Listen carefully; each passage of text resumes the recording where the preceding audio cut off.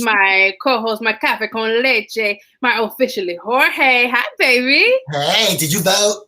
Girl, yes, I did vote. I voted. I'm so excited about that. And you know what?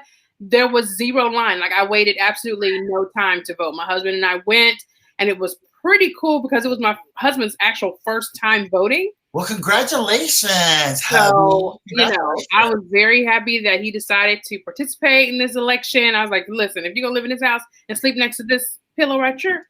What? Yeah, I was able to go online and because I vote by mail. So I was able to like do that checkup and be like, I want to make sure you got it. Don't be like trying stuff. So we're all the way golden here. So, but it's like, whoo, it's like, crunch time. Absolutely. Like it is imperative. Like you have not gone out to vote. You must do that. Like, everybody's vote is important, but I want the people who I like to vote to win. Right. I mean, you can vote too, like the other people.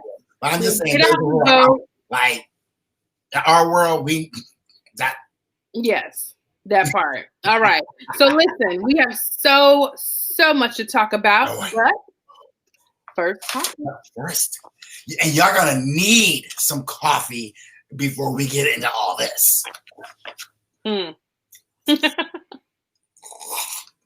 No slurping. No slurping. Okay.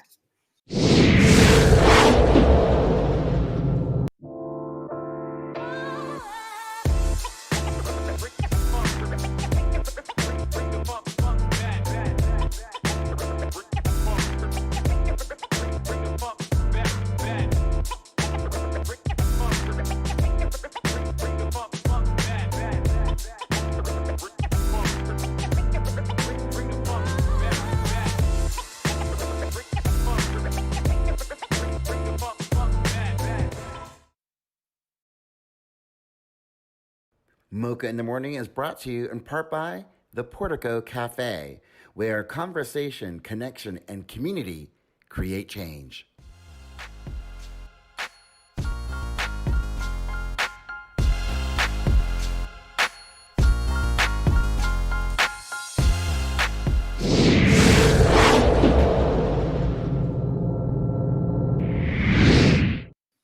All right, welcome back to Mocha in the Morning, where we're adding a little flavor to your morning blend. I am your host, Miss Keisha Boyd, and I have my co-host here, officially Jorge. And Buenos días, hola. Hola, hola. And he has this week's steamers. Yeah. Make sure you have your mug next to you because you are going to need it for this week. Okay, here we go with the steamers. Awesome news. Everybody knows I'm a superhero fan. I love any kind of superhero, especially when they're a lady, and especially when they are black. So DC has just unveiled their brand new black woman, and she is a black girl. Hello. Yes. First time ever in the Bat family. Come on, girl. Black girl magic. Yes. I mean, her suit and everything. Here's an image of what it looks like. I mean, she is, I just absolutely super love it. And talk about the kind of impact that's just going to make. And I hope it's little girls out there who are like, wait a minute, hey, I can be her too. Yes, absolutely. It's kind of like, the black, it might not have the large effect like Black Panther did because it was so much hype around that.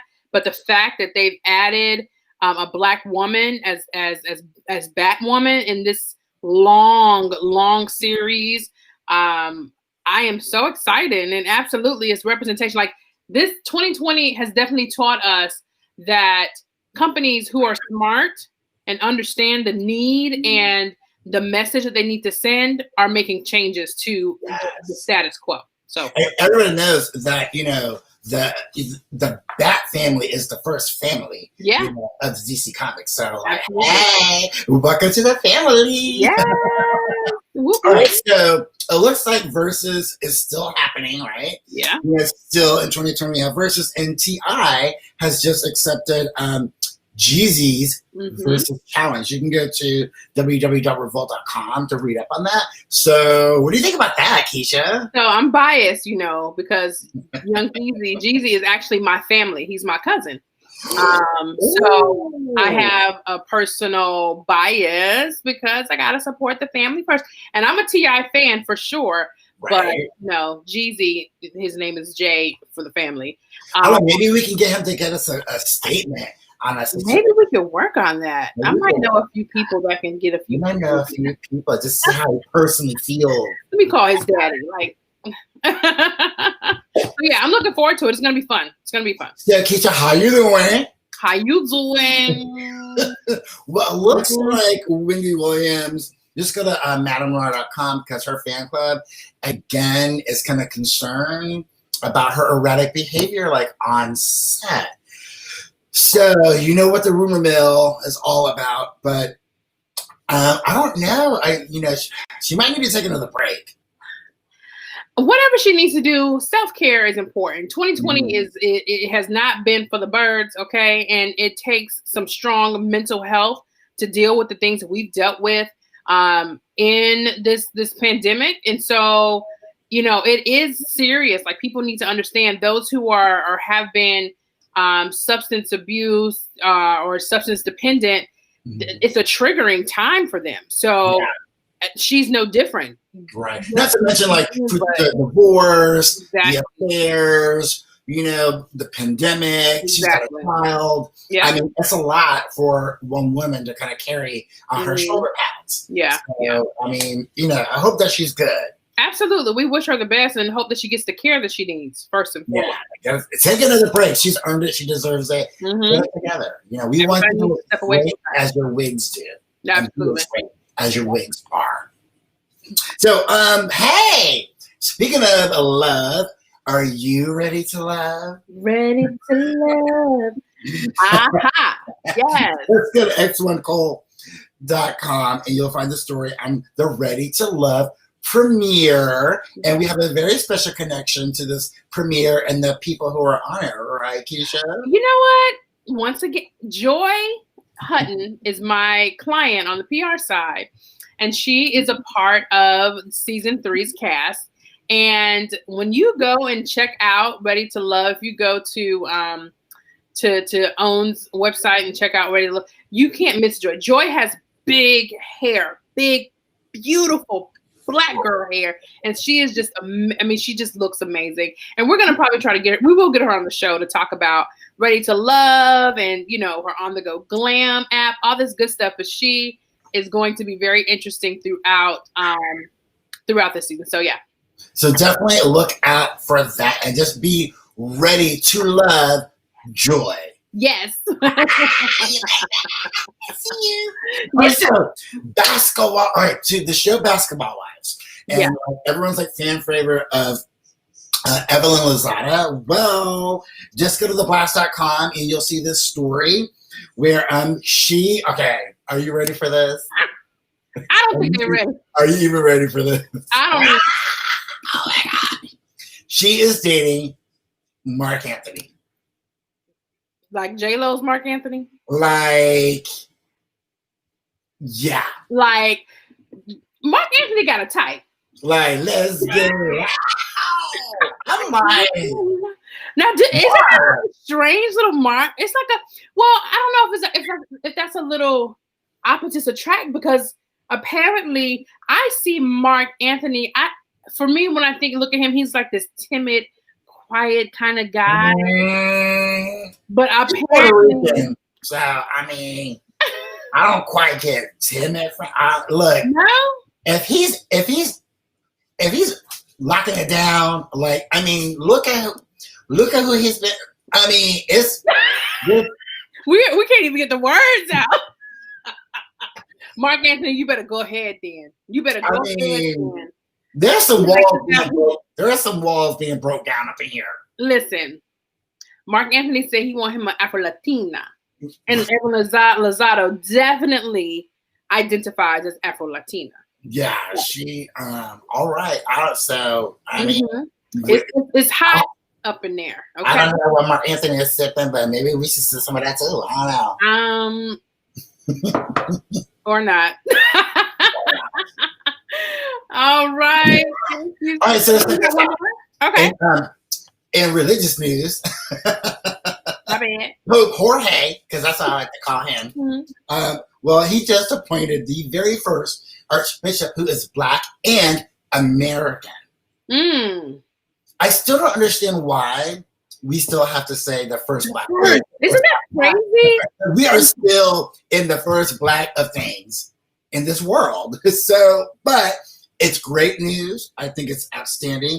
He actually, I mean, Pope Francis is doing some things that are really shaking up that Catholic world and way of thinking. Because I mean, he just came out also and said that that we should acknowledge gay marriages. That there should be a way for the church to do that. And then boom, this appointment, the first Black American cardinal. Wow, it's 2020.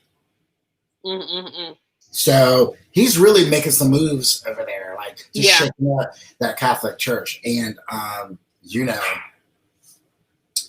him. Right. So let's talk about what's happened at Princeton University. Let's do. So here we have the influential Black finance expert, Melanie Hobson. Well, she has a new building named after her. Yes. And that is on Princeton's campus, you said, right? Yeah. It's kind of interesting. It's kind of like they took the name of the building and put some white out and put her name on there. And on that note, we'll be back. We'll be right back. Stay tuned for Piping Hot on Mocha in the Morning, where we're adding a little flavor to your morning. Really? White out, Jorge? Yeah, it didn't sound right if I said correction fluid. So white out sounded better. Right. I can't.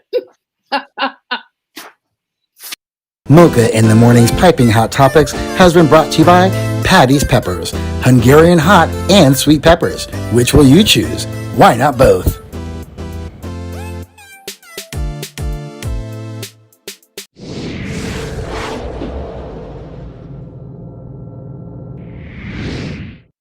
All right, and we're back with Mocha in the Morning, where we're adding a little flavor to your morning blend. I am your host, Miss Keisha Boyd, and it is time for Piping Hot. And of course, I have to bring my Mocha Marvel sisters and all their Black girl magic and glory. So let's get it started. Miss Kenya Woodard. Happy Friday. Another week done. Did you vote? Yes, yes, yes. And Dr. Genevieve Dobson. Hi. And Shalette Davis. Good morning, Mocha Marvels. It's Get Out the Vote weekend, and I am so excited about it. Absolutely. There's lots and lots and lots for us to discuss. So let's jump right into Piping Hot. There go my babies. Hey, whoop, whoop. Dr. Jenna, pop in here 1 second. Technology, it's the best thing ever, and it's the worst sometimes. But let's go ahead and get right into it. Unfortunately, we are reporting on another shooting of a Black man in the street, right? Where police did not de-escalate the situation. There's been various opinions on this situation, but we're just going to take it in and kind of discuss it here in Philadelphia, where this young man was shot in the street in front of his mother. Oh my gosh, I just can't imagine. Kenya, what happened with this situation? So apparently, this gentleman was having maybe some sort of episode. He had some kind of, breakdown or what have you. Police were called out. They get there. He's got a knife, and he starts charging towards the officers. And that's when they shot him. I think it's a really unfortunate situation. And it also highly illustrates what activists have been asking for eons, but got really vocal about this year after George Floyd, which is reforming the police so that they are not the first on the scene for these kinds of things. Have someone who is competent in mental health to first arrive to kind of calm things down. And unfortunately, that didn't happen. And so now another Black man is dead. My goodness. Dr. Dobson. Yeah, I mean, I was born in Philly, so it definitely touches my heart to hear something like that happen. I feel both sides of it because I do understand that they don't know what's going to happen, so you got to have police there. The police are there to protect everybody involved. We do need some changes in reform that we haven't seen. Mental health issues in the United States have grown, but we don't seem to understand it as a nation. And so there's a lot that's involved in making some serious changes. And let's just be honest. Would he have been shot and killed if he was a white man with a knife? No. He would not have been. We've seen many videos of white men charging police with knives, guns, hacking them, all kinds of stuff. Yeah, AR-15s, and they seem to be just fine with it. But when they're Black or brown people, police magically are just terrified of us for various reasons. Like we have these ultra powers. Exactly. Yeah. I mean, we got Black girl and Black man magic, but it ain't to that extent. But that's how they treat us. And until the mental mindset of white people in America changes, this will continue to happen. Yeah, absolutely. Yeah, it's an example of implicit bias. And as a Black woman who actually has bipolar disorder, I've had many interaction with police officers whenever I was manic. And granted, I don't have guns in my hands or anything, and I'm actually very happy manic. Thank God.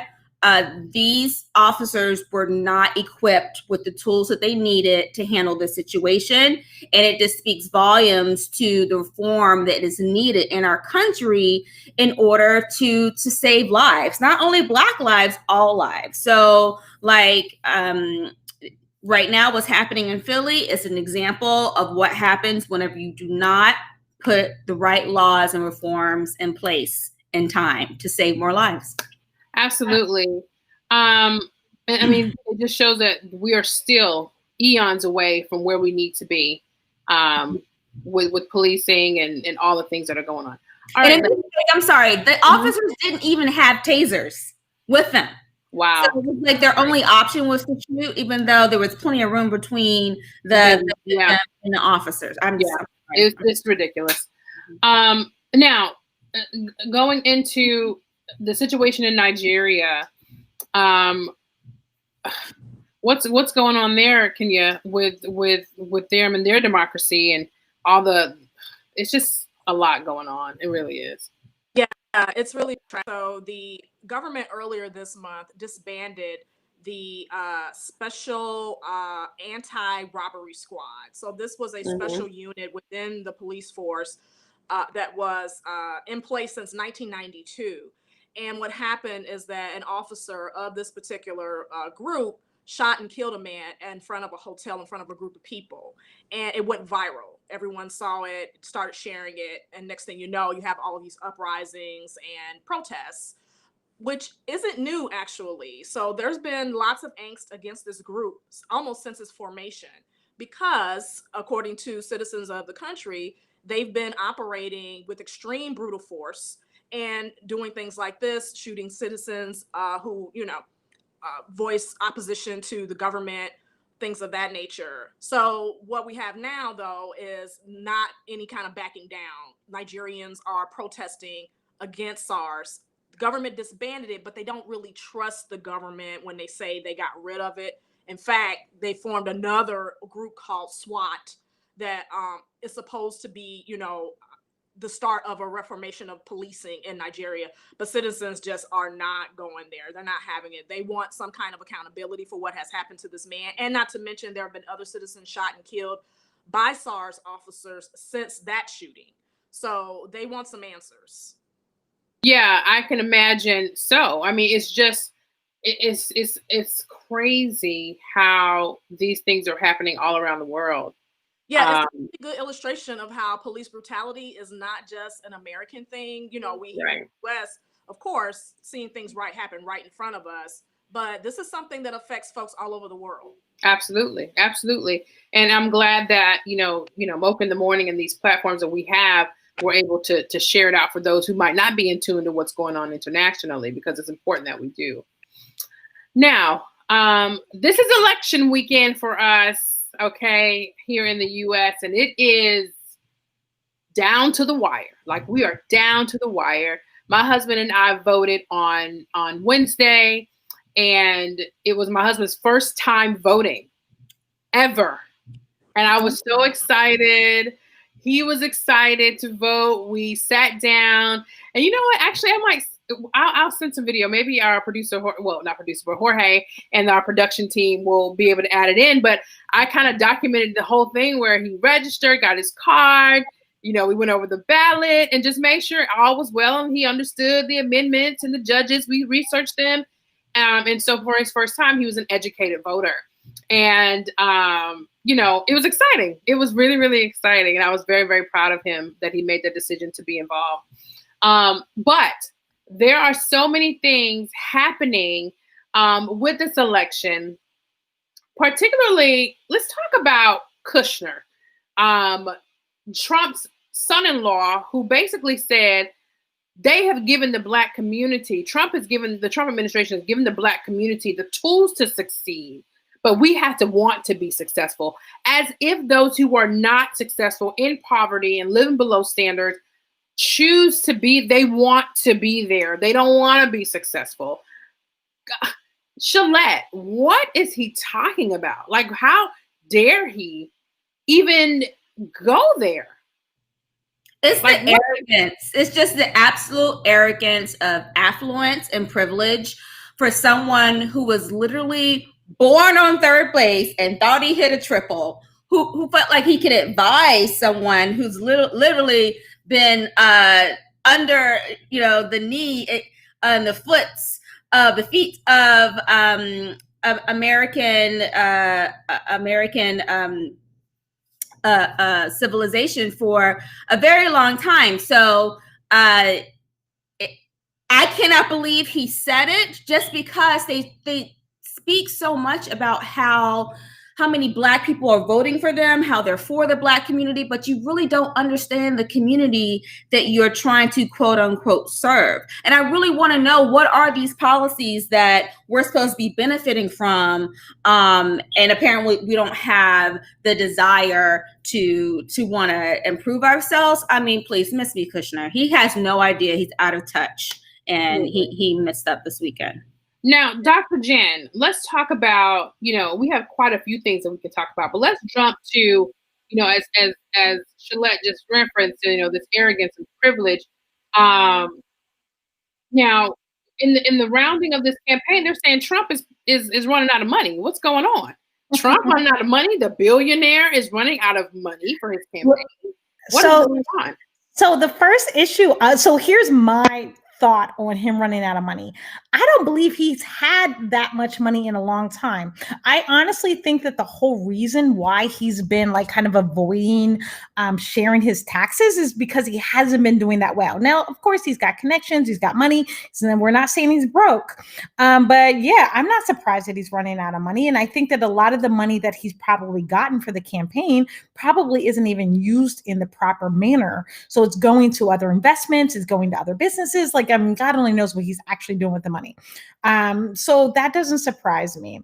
It also doesn't surprise me that Kushner feels that Black people aren't being successful, you know, at all, you know, because, well, first of all, they got 8 people that are voting for them, so they don't know anything about Black voters at all. But you know, the money thing is a big issue, and I think it all stems from them using the money incorrectly. And so, of course, they need to get as much money as they can from voters. Yeah. And then, Kenya, let's talk about this situation where the spokesperson, one of his spokespersons, seems to think that the children that they separated from their parents don't want the children back. How absurd. I couldn't even believe it when I read it.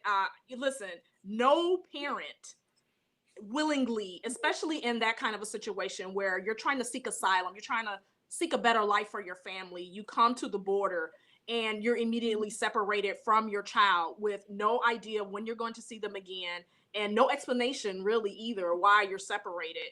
There is no way any parent told this administration, no, that's okay, you can keep my kid.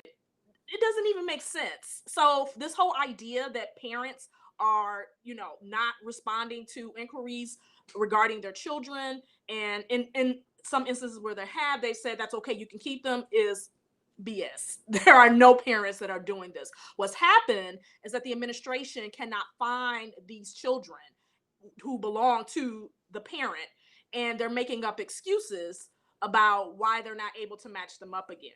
And this is what they come up with. It would have been better had they just owned up to the fact that they were not competently doing a good job of making sure that first of all, that these kids stay with their parents. And then if they separated them, making sure that there was a way to reconnect. That's what the real issue is. Yeah, I agree. And then Shalette, let's talk about Justice Kavanaugh, who is, kind of caught his hand in the cherry trees, right? Saying, so what is this about this law review article that they're talking about with Justice Kavanaugh? Well, they're basically saying that he's cherry picking some previous stances he had on when an election is finalized. I believe there is a case in Wisconsin where they are allowing the votes to be counted. And previously he supported this. Like, if you submit your vote and your vote gets there by whatever deadline or parameters that state has required, then that vote should be counted. But now he's sort of leaning towards the opinion of the president, the president is now saying that he wants the election to be decided on November 3rd. And I'm sorry, that's just not going to happen. In fact, it didn't happen in 2016. The president didn't announce his win of the 2016 election until the next day. So please miss me with all of this flip-flopping. And for a Supreme Court justice to be doing this is really, really disappointing and kind of scary. I'm afraid. Oh, yeah, it's absolutely scary. I mean, but listen, the administration is going to do all that they can to win this race. Okay. And this is part of that strategy. I have no doubt that it's going to be a knockdown, drag out fight for this presidency. I am not, putting anything past anybody that's connected with this presidency and this Trump administration. I just don't trust them. Period. Point blank. It's just not what it is. Now, what I can say, and I am proud of, is that Black Americans are ready to get to work. They have gotten to work. They are out. They are voting. I love Kenya's frozen frame, honey. Yes. yes. Kenya, we are coming out and we are voting. Okay. Flocking to the polls. I mean, early, mail-in. We are here. Okay. We're sick of it. Right? Yes, we are sick of it because we have to, right?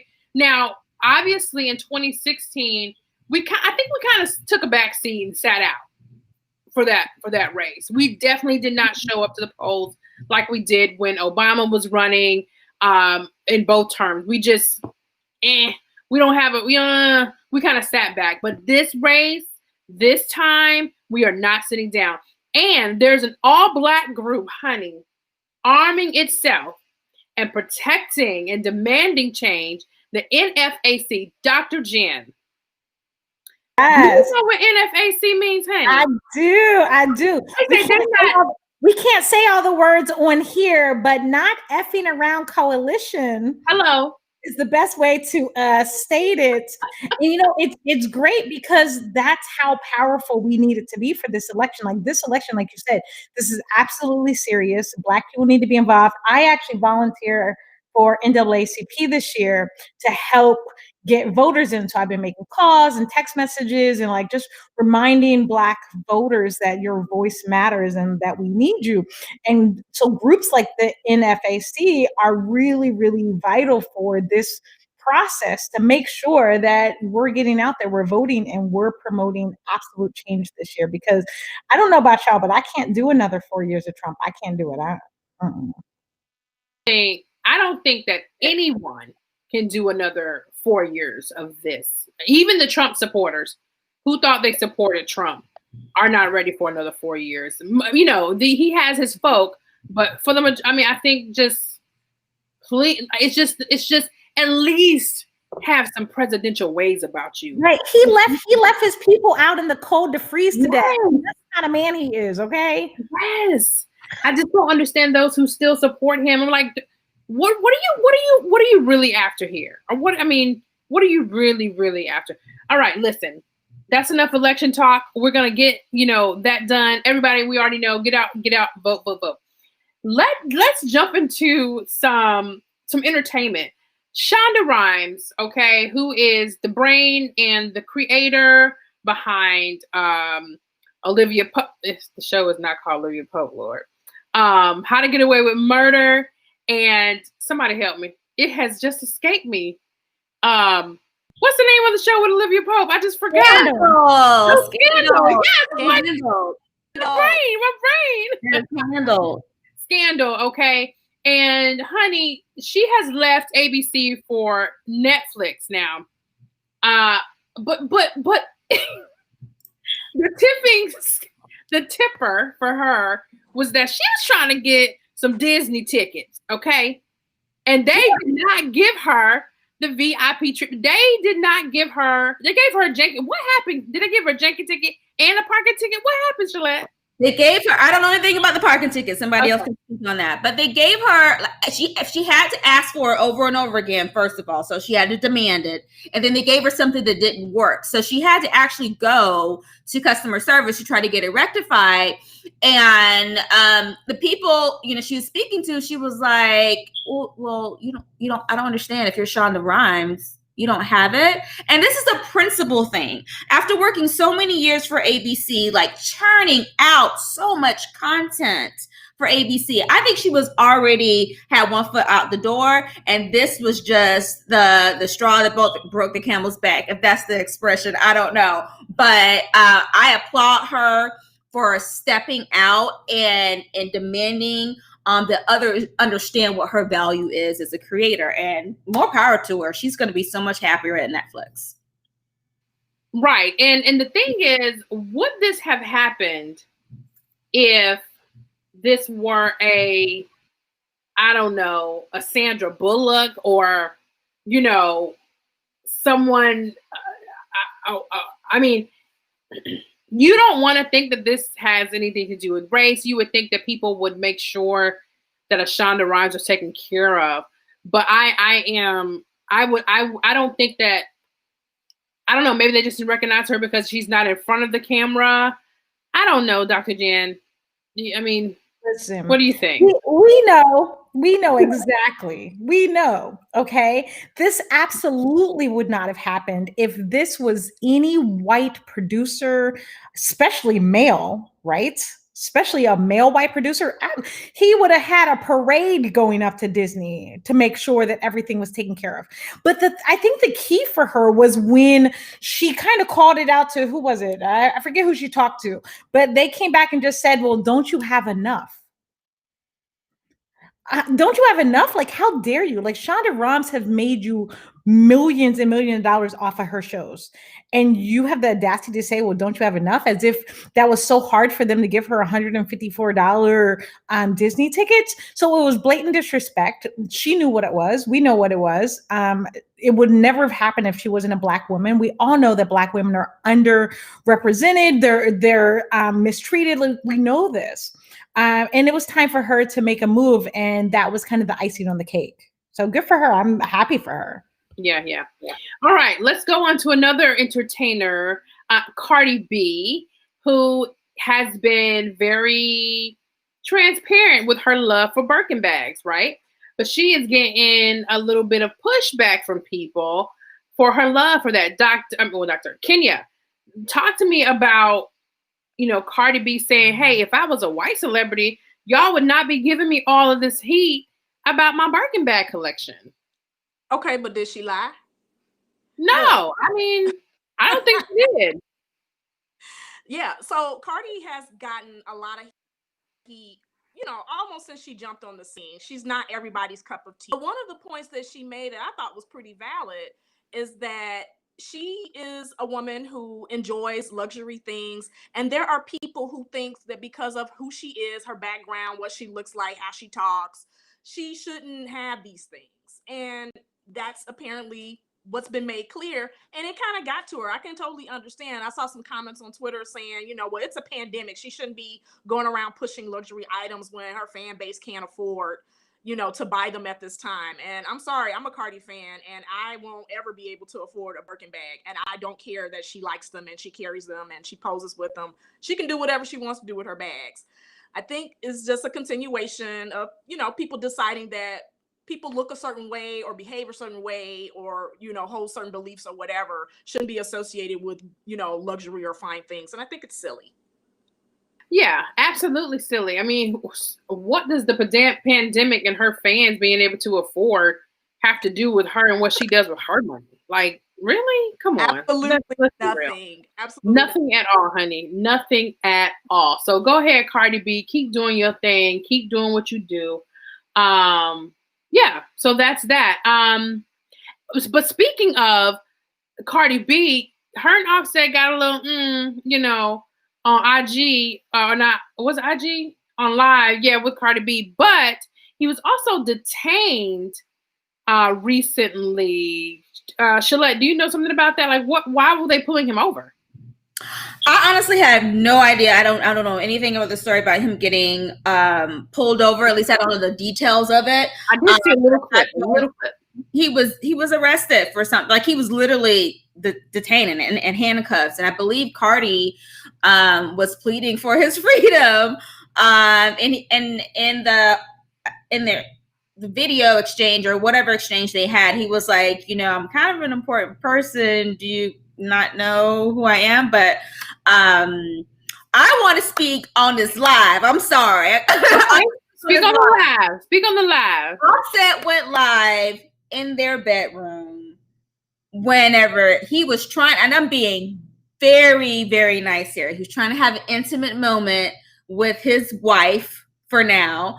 And she didn't want to be on live. Like, I'm sorry. Like, it pains me as a Black woman to see such disrespect from someone who has worked so hard to be a multimillionaire and still be disrespected in the way that he did. He was literally like, oh, we got 35,000. Like, tell Cardi B to give me some, to pleasure him orally. Like, I'm sorry. Like, that was the ultimate disrespect. And it's like, what kind of level of respect can I demand of my man if this is what is being shown on social media? Like, there's some things that aren't meant for social media. It's really embarrassing to Cardi. She had her head covered the entire time.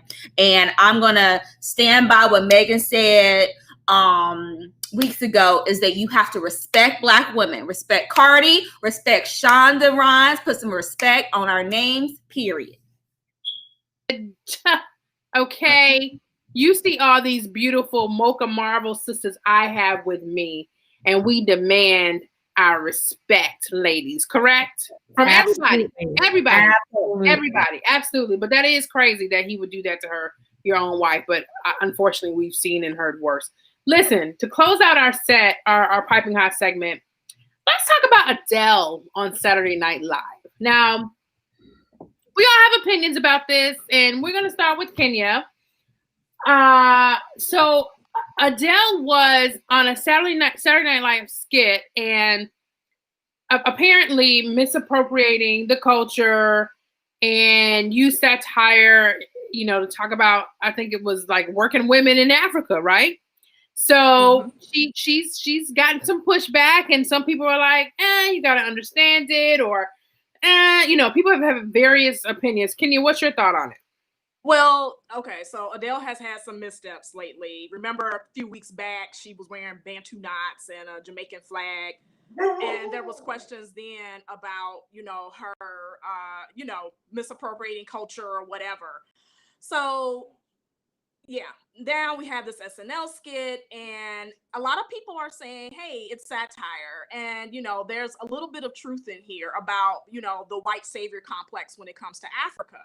And that's basically what the skit was, supposedly highlighting, but there's some people who have taken offense to, her depiction rather of that. So I think what a lot of folks are probably missing is that there is an issue with, the way that some, white folks go to Africa and they use Africans as props or backdrops for, their good deeds or their charity or things like that. I think that's the conversation that's being missed in this whole brouhaha. Was Adele out of line? I don't know. There was an issue about that when she did the Bantu knots in the Jamaican skirt, and people had to bring up, hey, there is a such thing as white Jamaicans. So is she really appropriating culture? Yeah. So I know that Shalette has some feelings on this too. Shalette, what do you think about it? How do you feel about? Right. So the perception of this is just a little damaging for Adele because she falls in that same situation as J-Lo because of historical happenings. And I'm referring to the whole Bantu knot thing.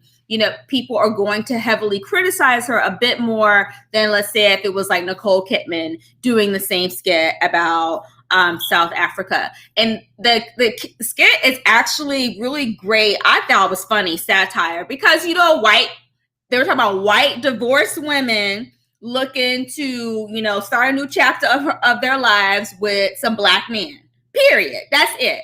So Adele, because of the Bantu knot incident, it just it was just a little tone deaf, but I still thought it was super funny. And also when it comes to Bantu knots, just like Kenny said, I think that was the situation of appreciation versus appropriation. And clearly from the skit, Adele appreciates all things Mocha. Now, Dr. Jen, I'll let you have the last word on this. Now, Adele does have a reputation. Well, not a reputation, but I think she likes a little chocolate in her life. Yes, I think ever since Adele got divorced, she's been tripping a little bit. She's been living her best life. I'm not mad at her. Yeah. I think that she still needs to be cautious of. I think all white people in general need to be cautious of appropriation and being cautious of the feelings of Black and brown people when they use like Bantu knots, when they do certain things. They need to be cautious of it because, yes, of course, we're going to feel some type of way. I don't think that Adele's coming from a bad place at all. I think she's probably coming from a very good place. Like she loves the culture. I think she loves some Black Mocha men. So I get it. But yeah, there's going to be some backlash. So she'll have to be cautious of how that affects her going forward and maybe just make smarter decisions, in the future when it comes to how she handles those types of situations. Absolutely agree. All right, ladies, that has been our piping hot segment for this week. Once again, we are all here telling you to get out and vote. Make sure your voice is heard. We already know that, our Black women, we carry this here voting torch, and we will continue to do that if we need to. Whatever the purpose and whatever the need is, we need y'all to get out and vote. Black women, Black men, white, everybody get out and vote like your life depends on it, because it does. All right, ladies. See you next week. And we'll be right back with Officially Jorge. Stay tuned to Mocha in the Morning. We'll be right back.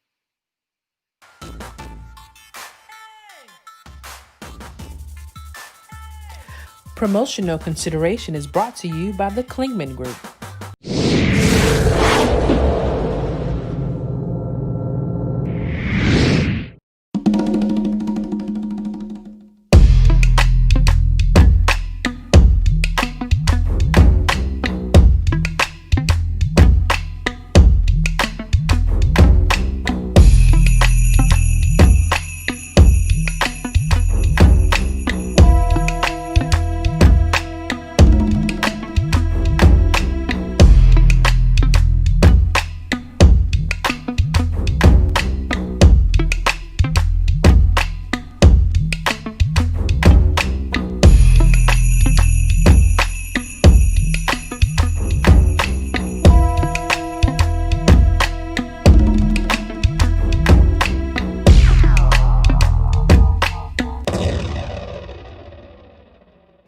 Your Mocha Minute is brought to you by blackinthebay.com, your online connection to everything that's Black in the Bay.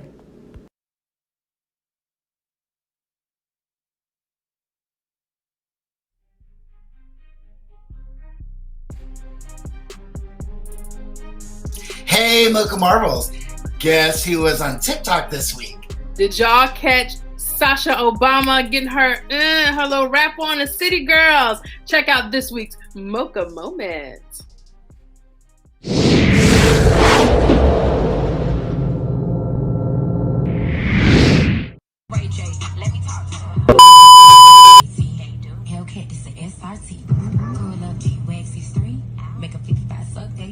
All right. Thank you all for joining us as usual. My goodness, Jorge, that was a great piping hot segment. Lots to talk about. Lots on the line this week. Lots on the line. Like, this voting situation has to happen. Like, get out and vote. That is the most important thing for you all to do between now and our next show. Okay, we want to have a happy time talking with you next week. So get out and vote. Get your plan together. Tell your friends, family, go pick them up. Whatever you need to do, just get the vote done. And of course, please make sure you're sharing with other Mocha Marvels. We're trying to grow our family, so make sure that you catch us on all platforms. We'd love to have more Mocha Marvels. And of course, my Cafe con Leche, my officially Jorge, who's amazing. We've enjoyed you this week, and we look forward to seeing you next week. Yes, yes, yes. Oh, let me see that cup. I love that, honey. Let me see. Hi. You got a hustle. Oop, technical. That's falling apart. All right, we'll see you guys next week. Take care. Once again, thank you for tuning in. Wait, hold on. See, I'm counting like my life right now. Actually, keep it. Jesus Christ. As my wonderful co-host is. Lord, help him. Okay. We'll see y'all later next week.